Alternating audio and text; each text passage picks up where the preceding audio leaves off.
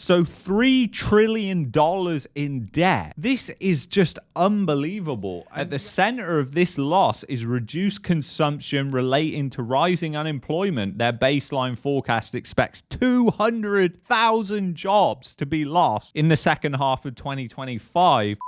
Canada's largest banks are expecting more declines in the housing market, and debt is reaching astronomical levels. So all of this is a toxic combination, and we're going to get into what is going on here in this video. So first of all, let's talk about where housing prices are right now. And they've come down, but they're pretty flat, and they've been flat now for 2 years. Let's talk about the banks as well, because we're about to get into a report from TD and RBC, two major large banks in Canada. And what you have to do is acknowledge that these banks are massively leveraged, and they're leveraged on household and private sector debt. So basically, if you take a look here, compare these to American banks and a Singapore bank like DBS Group, for example. Take a look at Wells Fargo here. It's got debt to equity of nearly 200%. DBS Group, 234%. Bank of America, 275%. If you take a look at TD here, 431%. If you take a look at the Royal Bank of Canada, 366%. And I'm not trying to scare you here. I'm just trying to show you how leveraged these banks are. And most of it revolves around the housing market. And there's a ton of fraud which the banks aren't even aware of, or maybe they are and they just don't care. But the moral hazard in the system is unbelievable. So Canada home prices likely to drop in 2025 as tariff uncertainty persists, says TD. So interesting, Canadian home prices should fall on average in 2025 with tariff uncertainty that muted the market. That's what TD Economics is saying here. TD's revised forecasts have the biggest cuts to expectations in British Columbia and Ontario, with average home prices expected to fall 4.1%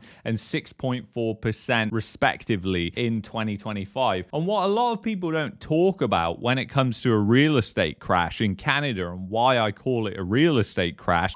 This video is sponsored by investing.com. Their tool, Investing Pro, saves me countless hours when I'm researching and looking at other investments, or I'm just trying to find that hidden gem in the rough. Investing Pro has some features that I find mind-blowing, but the first feature that I use quite often is looking at what different famed investors are doing, like Ray Dalio. The second thing that I use almost constantly is Warrant AI, because Warrant AI compresses what would normally take me days, if not hours, into literally minutes. And that was the reason that I actually reached out to Investing Pro to sponsor this video, because I wanted to showcase just how good this AI tool really is. If you're like me and you use history as part of your investment strategy, then this is going to be a complete game changer for you. It's like ChatGPT for investors, backed by investing.com's proprietary data, and it's just going to mean that you have more time to spend with your friends and family and less time in front of a computer screen. If you want to level up your investing, then go to the link in the description and the pinned comment and get 15% off your first subscription. And thanks to Investing Pro for sponsoring today's video.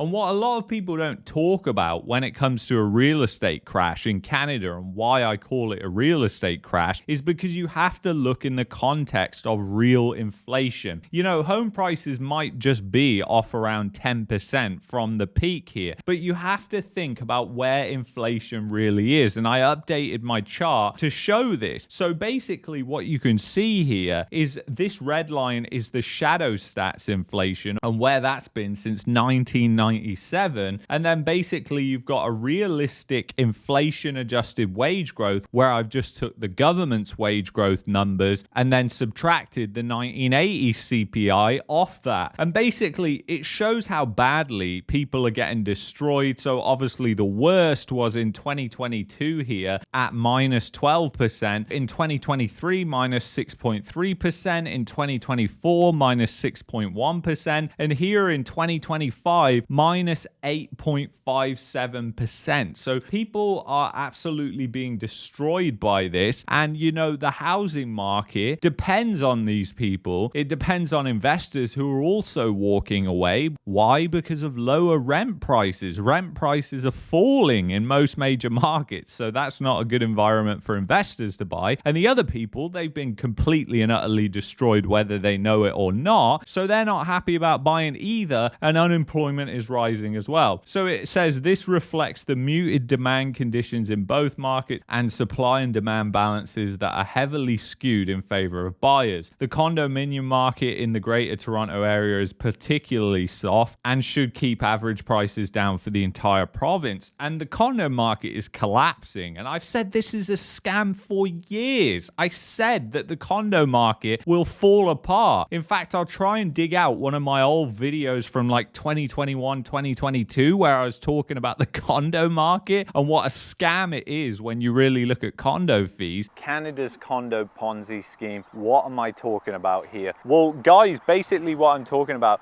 is condominium projects, sort of like the one behind me, but think more of your big high-rise building. Think of those huge buildings in Toronto that cost probably billions to build, if not hundreds of millions of dollars. And think about those, because people are going to have to pay for the upkeep of these buildings, and the condo fees are going to be rising with the real rate of inflation, not the government's CPI. And this is why the government's CPI is so irrelevant, and that's why we call it a CP lie. And it's mostly investors who buy into that market, and with falling rents, are they really going to do that? And do you see that rents are going to rise in an environment where you've basically got people being destroyed more and more, purchasing power, consumer sentiment, business sentiment, all going down the toilet, along with unemployment spiking? And then you've got the same theme going with RBC. Trade tensions halt Canada's housing market rebound. So it's really interesting that they even call it a rebound. But anyway, the ongoing trade war between the United States and its global partners is undermining what appeared to be a budding recovery in Canada's housing market, according to a new report from RBC Economics. And then if you take a look at resales, this RBC chart shows where resales have been, and they are tanking right now. And they're going down to levels that we haven't seen since the financial crash here. It also says about Ontario and BC markets being hit the hardest, but it actually says that prairie regions are going to show resilience, which I find really interesting, because you are seeing the markets in Calgary and other places like Montreal that are starting to fall apart, and they mention pretty much every other market apart from those two,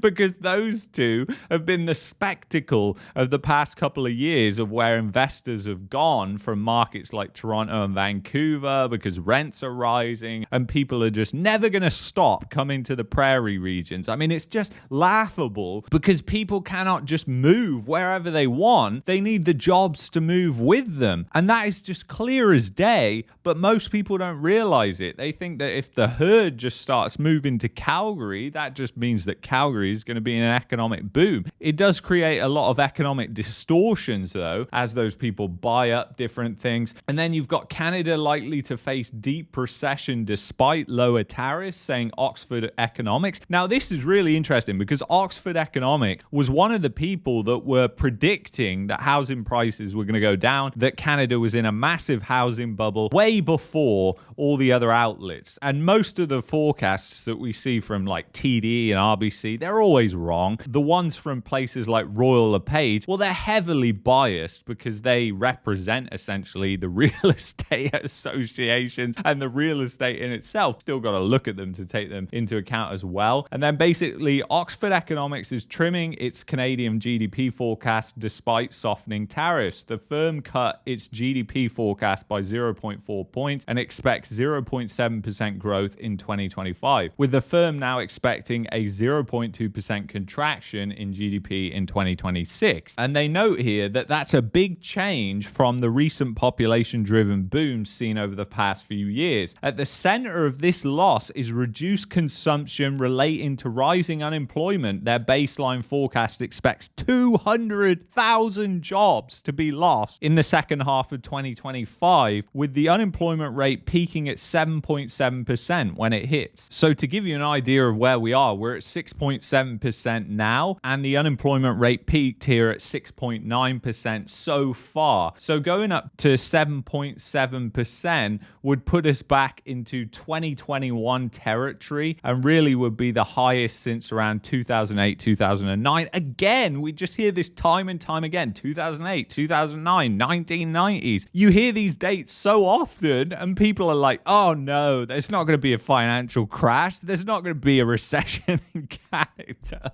It's just like, come on. I mean, the housing market is an undeniably huge part of the economy. Unfortunately, this housing bubble is part of the economy, whether we like it or not. So despite lower US-Canada tariffs, we expect Canada's recession will be deeper due to weaker global demand from higher US tariffs on the rest of the world. So that's very interesting because they're saying that the global recession will obviously impact Canada greatly, which is quite obvious because Canada is a big exporter, and obviously if there's weaker demand for all their goods, then that translates into jobs loss, which then makes the economy worse. And then they also point out here uncertainty about tariffs and how they will impact the economy led the Bank of Canada to keep the policy rate at 2.75% in April. We think the Bank of Canada will continue to hold interest rates, but we can't rule out another couple more 25 basis point cuts. And you have to remember, in terms of the banks, in terms of realtors, in terms of mortgage companies, they just do not understand that obviously if unemployment is going up and rates are coming down, which one is worse? And it's obviously unemployment going up. Rates coming down are not going to have a big stimulative effect like people are thinking. It's just not going to happen. And if rates go to zero, maybe if that's coupled with massive government stimulus, but does the government have the appetite for massive government stimulus right now? You have to remember also that Canada has $3 trillion in household debt, and this is just insane. And most of this is mortgage debt. So it's related to the real estate market, whether it's personal or commercial, because the fact is a lot of corporations and companies also operate in the real estate space, buying and selling properties and renting them out, because the whole economy essentially has revolved around real estate. And it has been government and real estate that really pushed this kind of fake recovery that we saw in 2021 and 2022. And really, when you think about it, that recovery lasted like 12, 18 months before it caused massive inflation, then interest rates to go up, and the environment has become way worse since then. So $3 trillion in debt. This is just unbelievable. And you have to remember that the household debt to GDP, it's actually peaked now in Canada. So household debt to GDP actually coming down as if you look at this chart here, which unfortunately only goes back to 1990, you cannot see any peak like this. But if you look at the US chart, oh yeah, you can see the deleveraging here, and it happened in 2008 during the financial crisis. If you look at Canada, that did not happen in 2008, 2009. In fact, in 2008, the debt just skyrocketed, and that was really the thing. Canada's bubble was just not as big as the bubble in the US in 2008, and that was how Canada escaped it. And the fact is, mortgage lending actually just got looser after 2008 in Canada, and because of a commodity boom that happened in 2008 as well, that also offset a lot of the declines in unemployment that you saw, and meant Canada's economy was just way more resilient back then. But now it's all balanced on the housing market and the government, so it's not as resilient as it was in the past. Canada has moved way further away from the commodities-based economy, more towards an economy driven by a debt bubble. And that's unfortunately just going with the cycles that happen in Canada, which is really interesting. And then you have to see this, because some of the comments in response to this story, where basically Global News is saying that some experts are suggesting to remove the foreign buyer ban, you're going to laugh at some of these. So what a dumbass idea. This is what got us in trouble in the first place. Why the fuck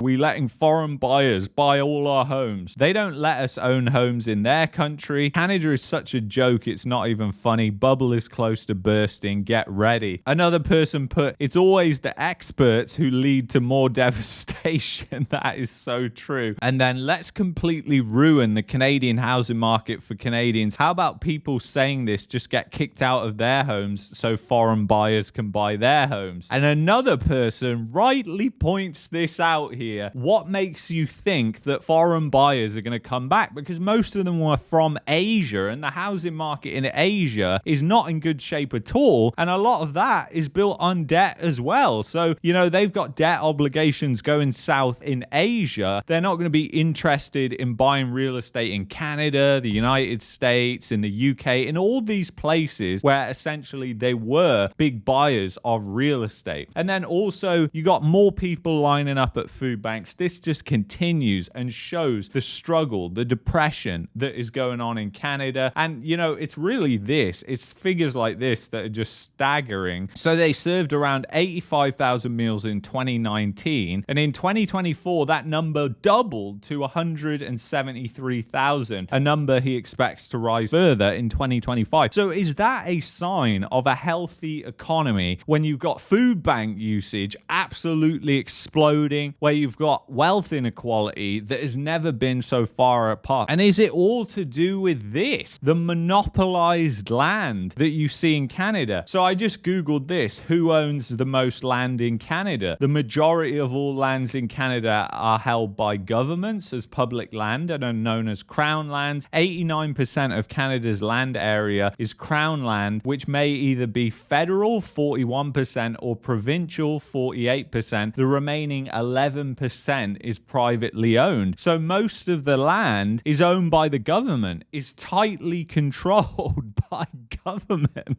So essentially, you've got a very similar thing to what happened in the Roman Empire and why that empire collapsed, happening in Canada today when it comes to the monopolization of land, when it comes to few people holding all the land. And yes, a lot of that land is national parks and provincial parks, but if you look at where a lot of that land is, it's also key. And at the end of the day, a housing bubble only exists because of a land bubble in the first instance. That's what really is behind a housing bubble. And you really understand that if you look at new development and construction and how much land actually costs and how the prices are so inflated, then you understand it's not just a housing bubble, it's also a land bubble. So please let me know what you think in the comments about these banks. Do you think their forecasts are even going to be remotely correct, or do you think it's way worse than they're suggesting and they're holding a lot of that debt? So what does that all mean? I just want to give an additional shout out to Investing Pro for sponsoring today's video. If you're interested in their products, then please visit the link in the description and the pinned comment, and you'll also get 15% off your first subscription. I will see you in the next one.